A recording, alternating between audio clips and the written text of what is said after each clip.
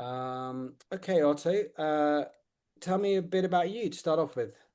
Yeah, of course. In terms of my work, yeah, I got into the psychedelic space kind of in an interesting way. Just like everyone else, I had a life-changing experience, and wanted to give back. So I was doing some volunteer work, and at the time was studying depth psychology. So that played in really well. And then had a mentor at the center I was working with who actually paid for me to go through an integration training, which actually didn't learn too much integration training, but just got a lot of hand experience in the space, cleaning buckets and doing all that kind of stuff, and then eventually learned integration. But uh, long story short, I ended up having a really traumatic Bufo experience. Was overserved, underprepared, not given any context, which is kind of like Bufo cowboy style. Hmm. And this was maybe a decade ago now, Hmm. maybe. And so at that point in time, there was zero information. And I was in a bit of a psychosis for I would say about like 6 months, which Hmm. ended up being uh, one of the most impactful, meaningful experiences of my life. But it Hmm. was incredibly difficult. And Hmm. it was something that really taught me how to hold people in crisis. It was like a Hmm. trial by fire in terms of Hmm. learning, and then from there, since then, I've kind of found, um, yeah, my work has become focused around 5MEO and Hmm. psychedelic integration, and really like going a little bit deeper with it, and yeah, Hmm. yeah, I'd say that. So you work with Tandava. Uh, uh, is that correct? Yeah, it's Indava and five. Yeah. Tandava and five, and you're their kind of head of integration, Yeah, and then I have my own private right? practice as well, which, this is like I would say most of my work, and then I work support Sundab and Fiva a little bit as well. And are you a therapist or a coach or So I've been therapeutically trained, but I do somatic experiencing, depth psychology. I have a few Mhm. different modalities, but I choose to not have a license because the psychedelic world, I like to have a little bit more Yeah, spaciousness to work more creatively. right. So I would call it more under the more under coaching, but yeah, guiding. Yeah. So in terms of your experience, now one of the things that's come up in, conversations is around post psychedelic psychosis is this, you know, is this basically like substance induced psychosis? Mm, Or are there specific things about post psychedelic, mm, temporary psychosis? hmm. I mean, can you just tell us a bit about your experience maybe and like what it was like and how you navigated through it? Yeah, I think it's such a good question because I think it's so case dependent, Right. because like some folks, I've had clients who they did a lot of psychedelic work, and Yeah. then I'm thinking of one person in particular who had a dream, maybe like a month or two after a big journey, Mm, and this dream brought up a repressed uh, memory situation that happened, really, really intense situation that happened in mm, his life. And that sent him into a psychosis that was like mm, really, really, that ended up being meaningful. But who's to say, like, was the psychedelic, a mm, component in that, and then so there's a lot of different dynamics. But I would say for me, it definitely had the flavor of psychedelic big time. mhm, mhm, It was five is a very time dissolving experience at high doses. mm, And so for me, a lot of what was creating the like psychosis was my nervous system could not make sense of a timeless experience. So every time I would even go even close to falling asleep, my whole body would like jolt forward because I thought I was going to go right back into that. And there was a right. lot of like terror associated with, the experience of something eternal. So, I mean, there were so many other layers to it, but yeah, it definitely Yeah. had more of a psychedelic quality. I mean, and I've come across that before. People basically get very averse and phobic to going back to the experience, and Yeah. that can lead them to fear of going to sleep, fear of dreaming, fear of Mhm. any kind of altered state. Yeah, for sure. And I think sometimes what makes it really challenging too is what I've found similar to exposure therapy is a lot of times turning towards the experience, even just like in your mind's eye, is a lot of like doing that with resource or capacity or support usually is what can like start to metabolize the experience. But there can be so much aversion to it or a lack of capacity, ability to be able to turn towards it, especially when you don't have guidance or support on what's going on. So, how long have you been seeing people with, coping with difficulties after five? Probably the last 6 years, I would say. And how many people would you say you've seen in that time? I mean, with Probably, difficulties, yeah, yeah, probably around 50 or so. right. So that's you're probably one of the world experts on post five difficulties, I would I say. get a lot of calls. Yeah, which I'm Um, very happy to take. If I could do that all day long, I would. I honestly. okay, so I'm gonna, uh, difficult 6 years, 50 clients, but do you see any kind of patterns, any kind of common difficulties you could identify? 100%. And I think that that's why I've been working on putting some, I don't know how to frame it, but I've been wanting to put together some courses and some, like, a lot of like people struggle because they don't have the context, support, all this kind of stuff. But I do see an arc with a lot of Yeah. it. Uh-huh. And um, I think that's a little bit, what's made it exciting to help people is like at this Mhm. point, I'm like, okay, when someone comes to me, at this point, I don't feel fear or a sense of like, oh no.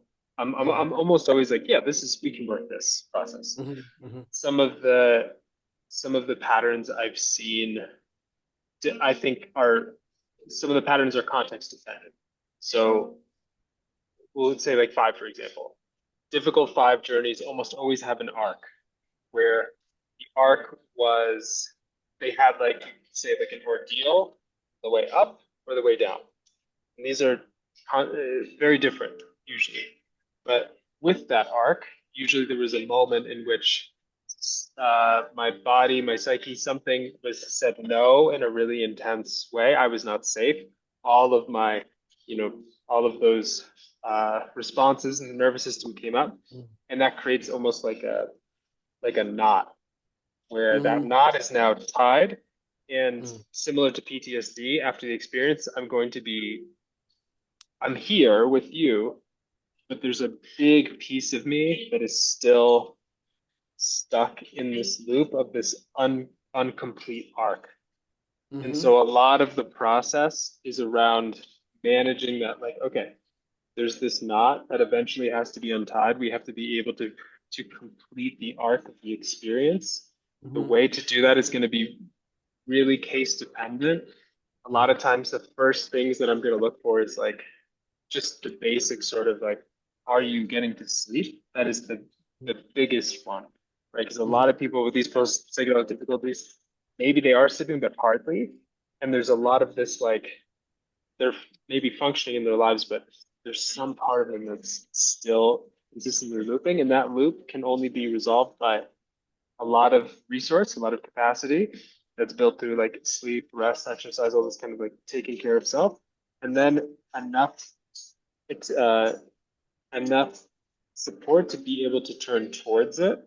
And then once you start to turn towards it, usually there is a process that wants to unfold organically that doesn't necessarily require you to like do medicine again.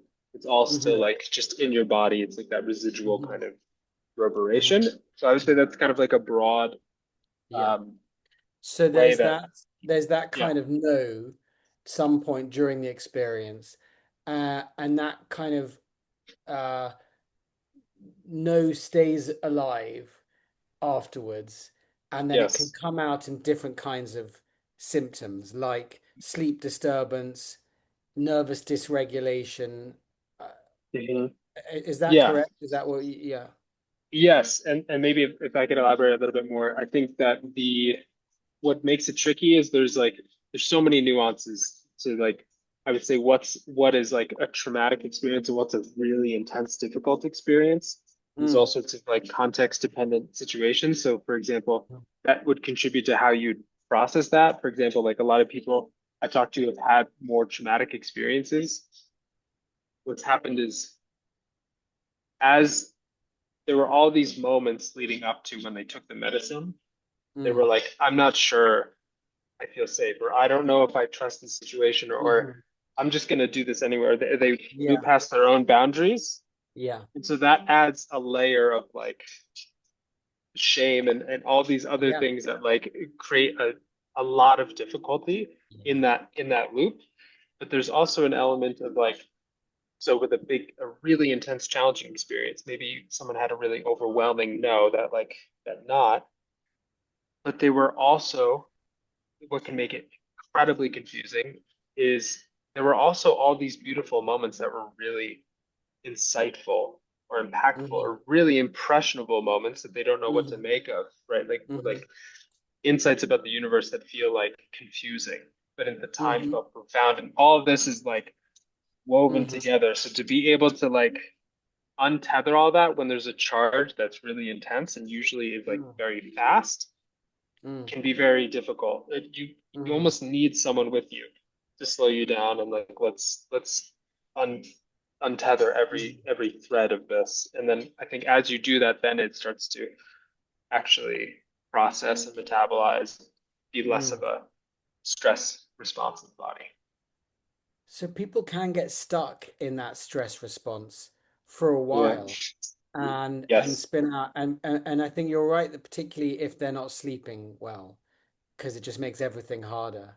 What Yeah. do you suggest then? Because sometimes people come to like CPEP and this is for a range of psychedelics. Sometimes could even be a small dose of psilocybin, and they're just not sleeping, and they're complete in fight or flight mode. Mhm. And sometimes they're taking sleeping pills as well, and they're still not really working. So, Yeah. is there any kind of advice in those situations? Yeah. So I think it first there's like a little like there needs to be a little bit of an inquiry into sleep history and all this kind of stuff and like what people's Mhm, like patterns and habits are. I think like the mhm, best thing you can do is like um, uh, create a ritual around sleep hygiene. Like that's like the mhm, first kind of simplest thing that you can do in terms of like screens, exercise, mhm. mindfulness. There's a really good therapeutic intervention. What is it called? ICBT or something like that. CBI, Yeah, something like that. yeah, Yeah, CBTI, yeah. Hmm. CBTI. Yeah, I've had some clients have really good response to that. I Mm, I I have found and learned early in my work that I would refer sometimes to psychiatrists who could offer some type of sleep medication. mm, And in my, not saying, profession, just in my personal experience, I've noticed that that has actually caused more challenge and difficulty and mm, complexity in the process, especially if mm, someone, unless you're someone who's previously been prescribed a mm, medication and you have a relationship to that. mm, So I typically recommend people do as much as you can holistically first, and I create mhm, like a little bubble because a lot of times people they're super stressed out. They're doing a lot of coping strategies to mm, rightfully so to try to get through, and those coping strategies are typically not helping the sleep hygiene mhm, situation. mhm, So I usually try to get people to be like, listen, we got to get like a lot of mindfulness practice happening.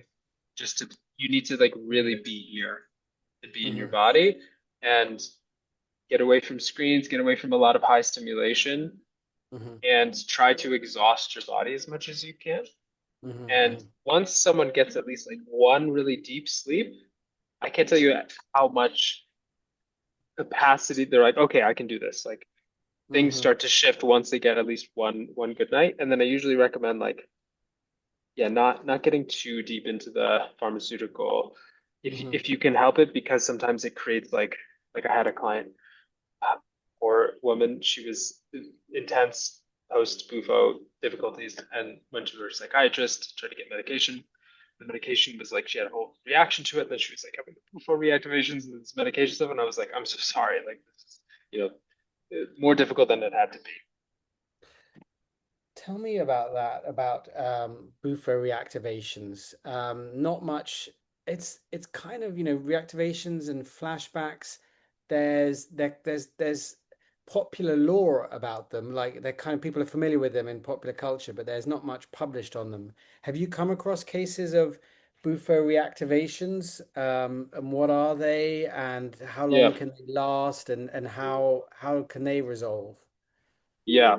I mean, that was the main difficulty for my process was I was having reactivations all the time. And what is, I come yeah.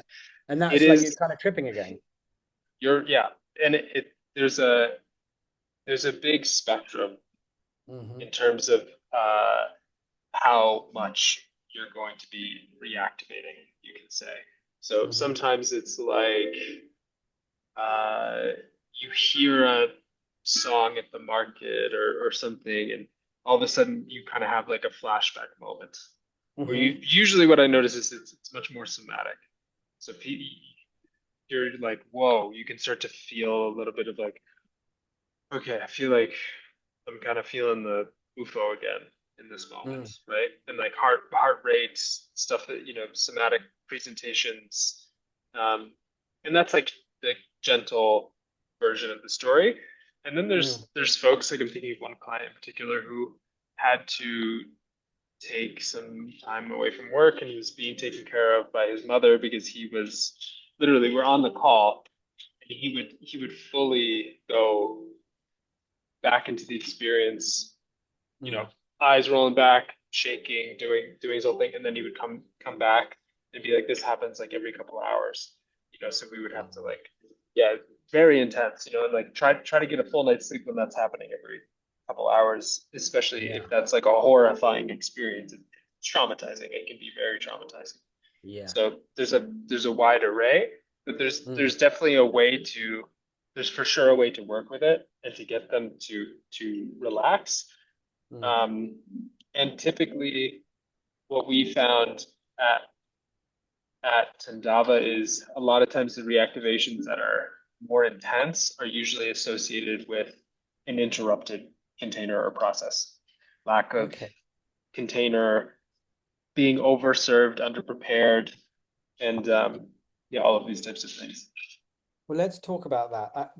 Before we get on to, how these things might resolve and that idea of turning towards the the frightening experience. Yeah, What in your opinion, what have you found are the possible predictors of difficulties? What makes them more likely to occur? You talked about basically a suboptimum container. Could you unpack that a yeah, bit? yeah. I would say one of the biggest things is so I do a lot of like dream analysis. And what I notice is the psyche won't give you a dream unless you're ready for it. And if you really get to the bottom of a dream, usually there's something like almost a little shocking. It's like unconscious material, right? That like wants to be integrated from the unconscious. It's like the psychoanalytic version of the story. So that I use that as a frame for psychedelics can give you a massive experience of the unconscious, not just like a dream is like a microdose, which can still be shocking, right? So like, Mhm. and that's like a lukewarm version of the story. So I think that especially with something like five, when you are not prepared, particularly existentially, I think that creates some of the biggest post psychedelic challenges, right? What I hear from a lot of people is, I thought this was one thing, and it ended up being something very different from what I was expecting, right? Basically, don't go in with expectations, but the whole purpose of preparation, as well as consent, the experiences, what am I getting myself into, right? Like some people, especially we've been hearing lately about, I've been getting a lot of clients from Ibogaine clinics where Mm-hmm. they went in for Ibogaine and then they were like, Hmm. there was like five at the end. They were like, this is like a good like cherry on top or like an Hmm. addition. And then, which, great clinics who have great ibogaine treatment and all this kind of stuff, but not maybe so equipped to handle 5-MeO. Hmm. And not to say that these things can't be put together. I think they can be put together and they Hmm. have been in an accurate way. But Mm. if you're not ready or even Yeah. interested in having a non-dual experience, if you're Mm. not practiced in non-dual, if you don't meditate, if you're not genuinely interested in Dzogchen or anything like this, like, and then you're gonna give someone the biggest version of that experience, like you're going to be in shock. Like, and It's interesting because I mean I'm a bit familiar with Dzogchen and but I imagine most people aren't for sure.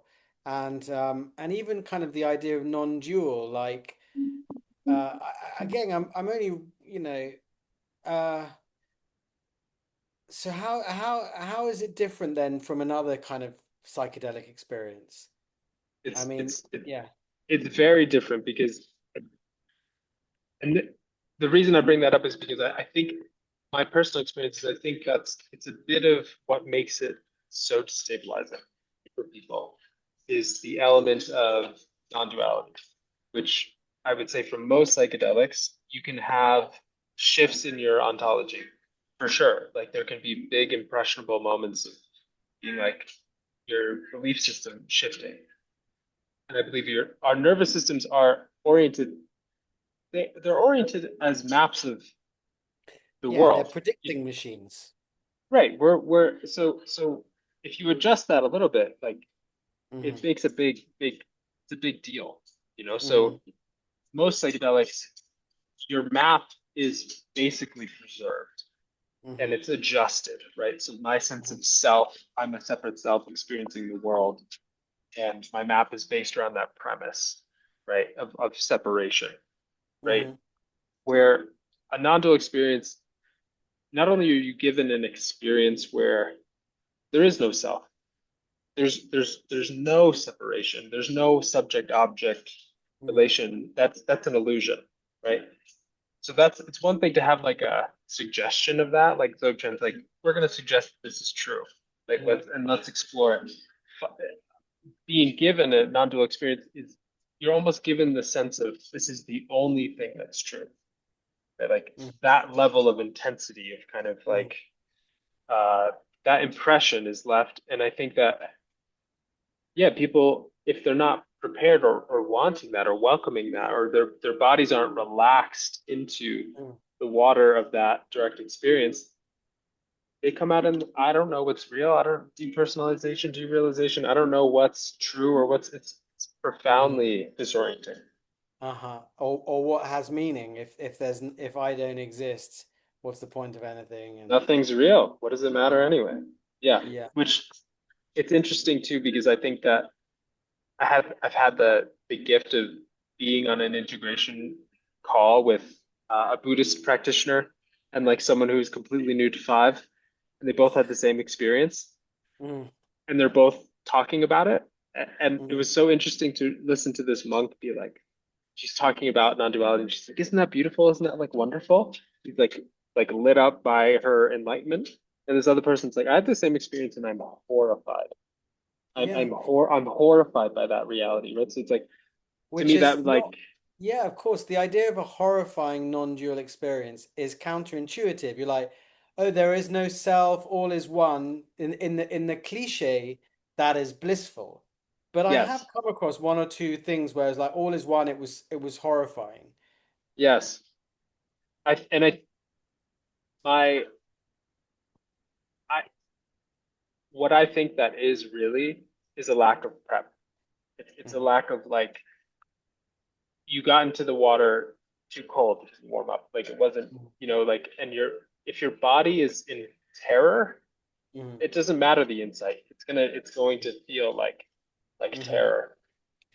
And in fact, I think Ross McAlpine, who developed this preparation scale, I mean, and she kind of collaborated with Tandava on that, didn't she? Or didn't Hmm. she do a study Yeah. there? Yeah. Hmm. So you've mentioned one of the containers being people going to iboga clinics and then last day here's some five and they haven't been prepared for it and sometimes it's not advertised on the website and so on and that's funny and weird. Um, but you also mentioned clinical trials. So tell me about that because obviously there's a huge amount of interest now in 5-MeO-DMT as a short-acting, medication. Antidepressant, Yeah, basically. Yeah, like yeah, has the capacity to help people who have what is it, like treatment resistant depression. yeah. Which yeah, there's definitely like a And I there's for know there's sure. been a couple of trials, right? GH Research Yep. and Beckley. And people have come to you after these trials or after a trial? Yeah, I've had quite a few people come and be in a little bit of in a little bit of shock, a little bit Mm. of I would say, yeah, I've had four different people come to trials, all with a very similar experience, which was I had no idea how big this was going to be. I didn't really know how big this was going to be, and it was pitched to them a little bit more like an intensive therapy treatment as opposed to like kind of paradigm shattering, totally shifting, life changing kind of um, experience. Yeah. And these might be non-spiritual seekers, as it were, like not necessarily, weekends at All Essendon, and then no, suddenly, no, no. boom, here you are. Welcome Yeah. to, yeah, They're like, yeah, no, all of them were.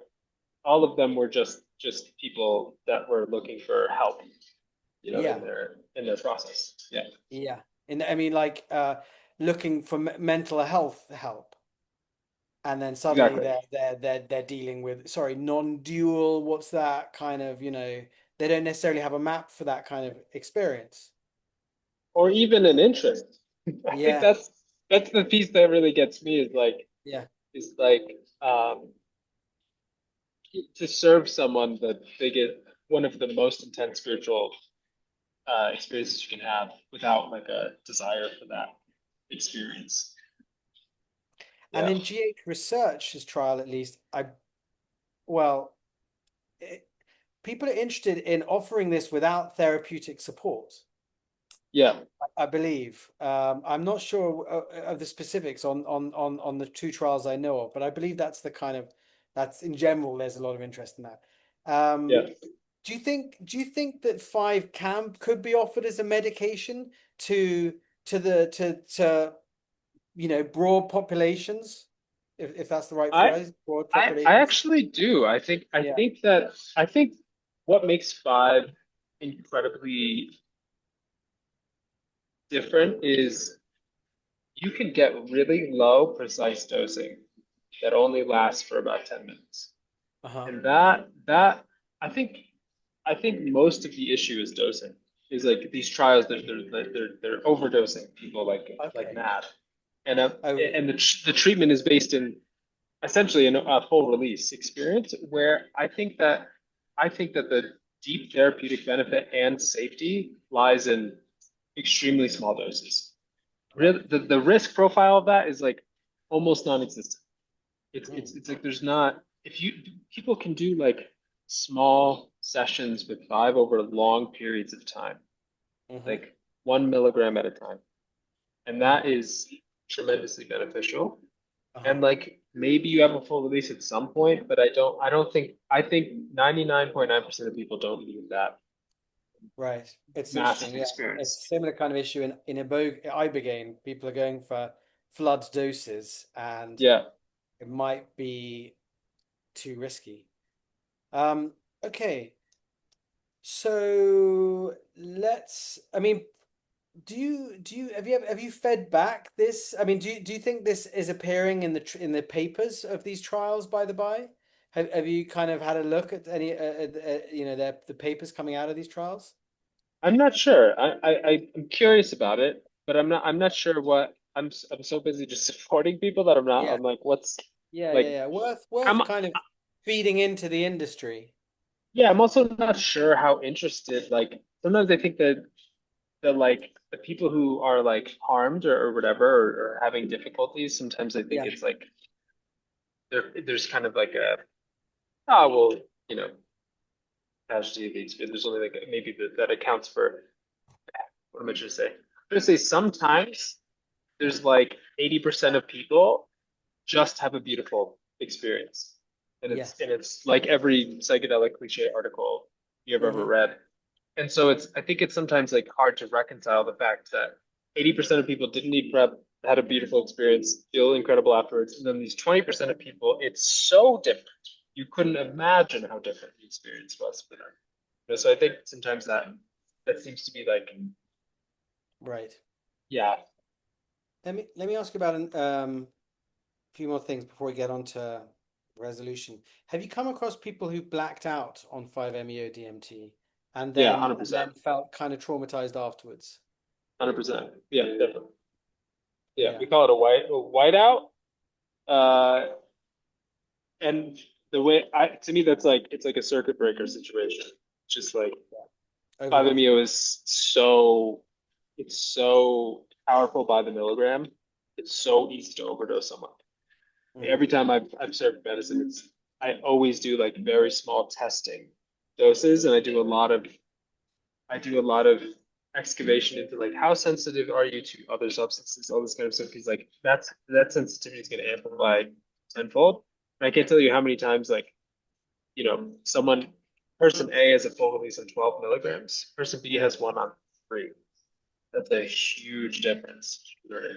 So it's I think most of the blackout, whiteout experiences are just like you've completely overdosed someone. Yeah. But and then people, I mean, it's because they don't just like it's not just like a blackout when you're drunk and you don't really remember it. Like people still can feel the after effects. They can Massive. still It's because what's that in the subconscious or something, but they can still feel fight or flight or like a bit traumatized even if they don't remember it. Yeah, that's like Peter Levine's work on trauma and memory. Great book. He talks about like implicit memory is most of our trauma memories are all just like implicit limbic memories, Mm, and that's getting lodged 100% into the right, body and the subconscious. And right. people who have whiteout experiences, they always have very intense reactivations and dreams and process All that right, need to. right. Yeah, they're still going to be in a process like it. Yeah, You know. yeah. Okay. And then I wanted to ask you about um you know, we've talked a bit about, you know, incompetent containers, not proper preparation, but there are Yeah. also cases of, um, you know, malevolent predatory facilitators, doing weird shit like, you know, trying to imprint, eye staring, trying to, you know, get in people's faces, get in Yeah. people's trips. Have you come across that? I have. Yeah, and I think like, yeah, I have for sure. Mm, Luckily, the last few years have been like so focused with 2005, I haven't really seen so much of it. mm, But it is for sure out there. Yeah, mm, and I think that the thing that's like I feel bad for folks is like I'm curious what you think about this too. Is like everyone's like, oh, we need to train better facilitators, or whatever. I'm like, I don't think so. I think the problem is psychedelic naive people are coming into their first contact is the wrong facilitator. You know what I mm. mean? And they're giving trust to people. They don't understand what's that they're headed into the wrong situation. You know? Right. Sure. Yeah, I agree. I feel like it's kind of babes in the woods sometimes. Yeah. Yes. You know, like because of the wave of newbies coming into Mhm. the psychedelic world, and unfortunately, sometimes they go to like the most visible or whatever, or just word of mouth, or it's The most it's incredible to me the lack of research people do before signing their psyche away to someone, it is shocking. And it's also like, it's also interesting too that I find when I talk to people, they tell me these stories about like horror stories about like the facilitator person or whatever. And I really believe in the body and the intuition. I haven't heard a single story of someone that didn't have, I'm like, did you at least have a moment where you were like, I actually don't trust this guy or whatever. Mm. Like there's always a few moments like, yeah, something about it felt off. It Yeah. felt wrong. And I'm like, that's your that's your ticket. Like it also gives me faith in yeah, the body and the intuition that like definitely trust your gut. Mm. Oh If God. there's anything that feels off, Mm. Yeah. get out of there. Um, I want to just ask as well about, I mean, obviously people come to you when they recognize there's an issue, but people also could experience an adverse event that they don't recognize as an adverse event.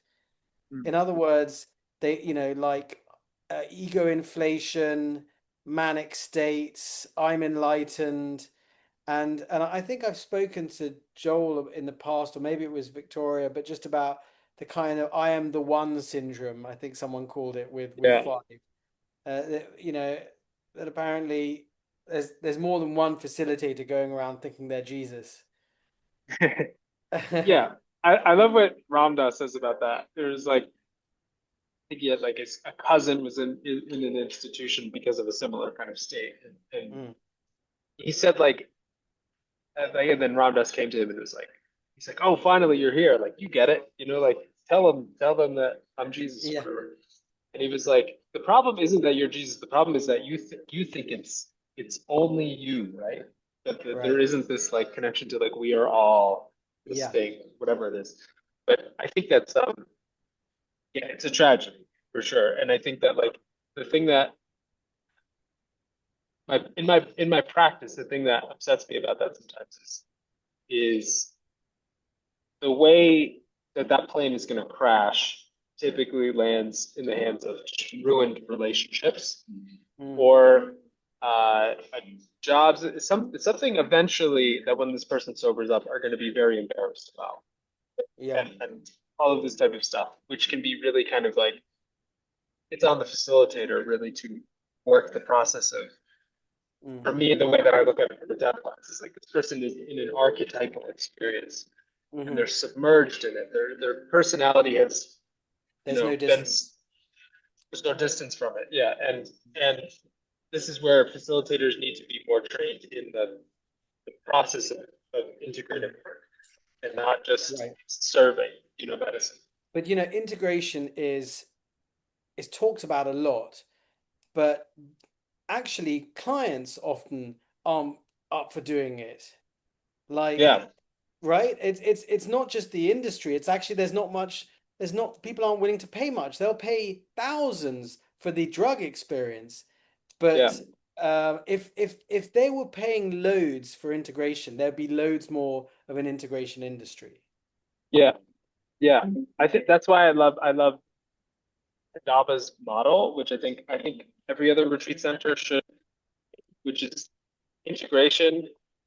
If you go through Tindava, you get a month of integration with a specialist.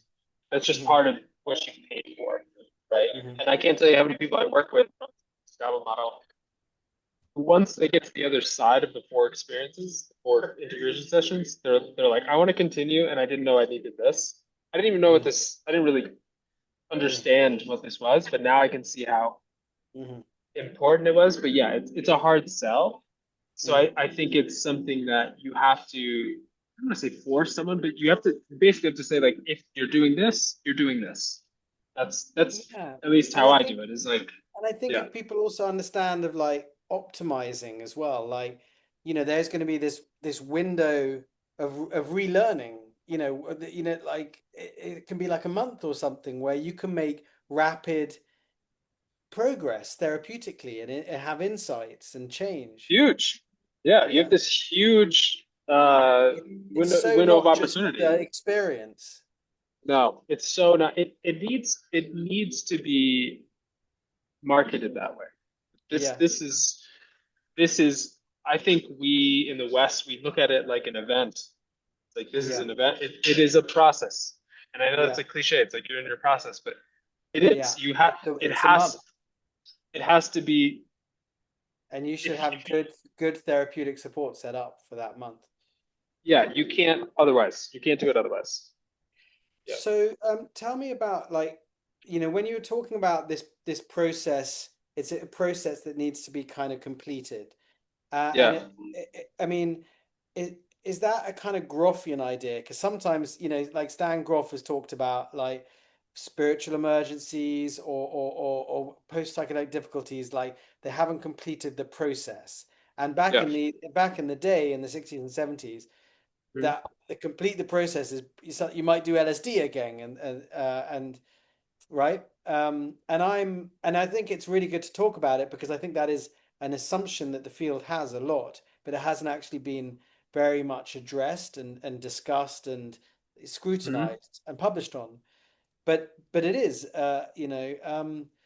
but and I'm a bit wary of it because I've come across cases of people like Stephanie, for example, who had a Mhm. difficult trip and then tried psychedelics and then got worse, Yeah. Yeah. um, but tell me your thoughts on that. And have you come across?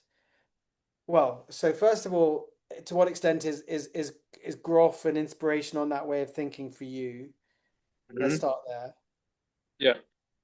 Not at all, actually, because I felt similar. I felt a little wary of it and wanted to. I get this. I get it more from uh, the depth lens and from somatic experiencing from the nervous system of like what doesn't complete repeats. And that's Okay. that's kind of how our nervous system is wired to find uh, integration of experiences that were confusing and traumatic and overwhelming. It's like it'll just loop until there's a moment of agency and Right. like okay, like this is what's going to keep me safer. That's one way of looking at it through the lens of like Okay. safety and nervous system. Okay. But Yeah. I think another piece that I think makes it a way more buy-in is I don't think you need to do medicine to complete your experience at all. Like I think all you have to the psyche, the imagination is so powerful. Like all you have to do is slowly start to turn towards it with resource. And the safest most trauma informed way to do that is us just sitting here having a conversation and not introducing a substance. Like I can't tell you how many people I've worked with who are like, I will never go back to the medicine experience again. I'm like, no, no, no, I'm not asking you to do that. I'm asking you to, in the same way you would with exposure therapy, I'm just asking you to turn towards it for 10 seconds and then turn back towards me and notice what happens when you do. And we're going to slowly open that door until you don't have any charge left when you think or feel or turn towards that experience. Like it's not haunting you anymore, Mm-hmm. And that's less of like you got to go back in and finish the unfinished business and like Mm-hmm. take the substance. It's more like it's more this empowerment Mm-hmm. process. And sometimes what I usually do with folks is we work that process, and I usually use microphenomenology to like kind of like really get into the tissues of it. But I Mm-hmm. think and that's all something that at any point in time you can come back out, that you're not gonna like be lose your agency to the experience and be re-traumatized. And I also leave the door open for I've had clients that like through that process are like they feel empowered to be like, I do want to go back to medicine now. I do Mm-hmm. want to go back in and do it differently.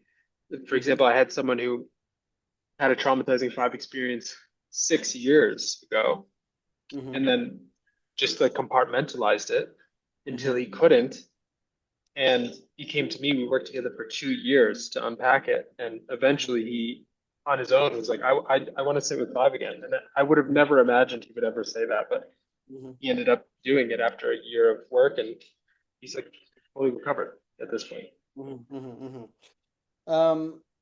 How is that different? Because sometimes I've seen people who they do go back and revisit, but they're kind of stuck.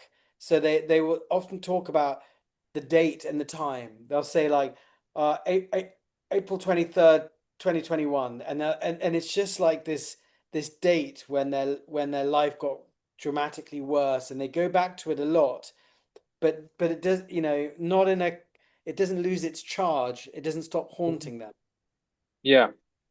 Well, I think my bias is, well, I usually follow someone's system, right? So like that's like the first and foremost kind of like meaning everyone is going to find resolution maybe from a different doorway, you know? Mm, But my first initial thought is a depth psychology piece, which is like the meta narrative is not locked in yet in terms of like I'm wondering the context of the experience, like what made them want to come to the mm, experience, what exactly about it was traumatizing, mm, and and how does that fit into the context, the greater context of their life, and potentially like is this a repetition of a familiar trauma that they went through? mm, Is there familiarity? Because I think that sometimes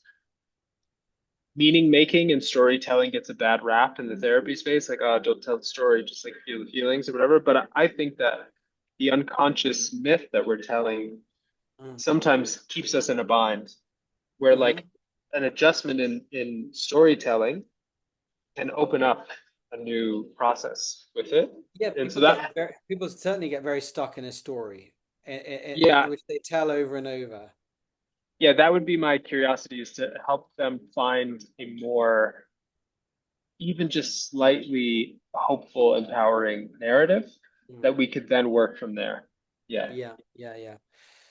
Um, and let me just ask you about the five community. To what extent, I mean, someone in the Iboga world, we were talking about some issues that have happened recently in Iboga land, like someone died, there was a sexual assault, in the last month. Um, and this person was telling me that Iboga World used to share stories of adverse events because there were so few people working with it. So it was like a community, and now it's grown so big that they don't, and people actually try to cover up adverse events. And this facilitator sent me something called the conclave, Yeah. and said as an example, it would be great if there was something like this in Iboga land. Um, so what's your impression of five worlds? Like, is it a community that talks to itself? I know there was that five conference several years ago in Mexico maybe. But is it still a community that talks to itself, that shares stories, including stories of accidents and adverse events? I I can't really answer because I don't personally feel like I'm a part of the five community per se. Right, Like I'm not part of the conclave or right. I know about it and all this Mm, kind of stuff. And I think it's hard to say that there is a community because I would say that there are people who are that are interested in mm, the safe and well-intentioned mm, process of preserving mhm, the culture around the medicine and like best mhm, practices, all that kind of stuff. Like there for sure, like the conclave is one of those things. mhm. But in terms of like the five space, like man, there, there's and then there's Bufo cowboys, and So then there's many. like Yeah, people like who are doing their own rogue thing, yeah, and they're responsible for serving a lot of people, you know. So yeah. it's hard to say like yeah, it's hard. It's also too big, really. Yeah, I would say it's yeah, it's hard to say what is in and out of the. I'm yeah, coming across facilitators all the time that I'm like, oh, Mm, didn't know this person was doing mm, this at mm, this place, and yeah, of Okay. All right, Otto. Well, thank you very much indeed. course. I'll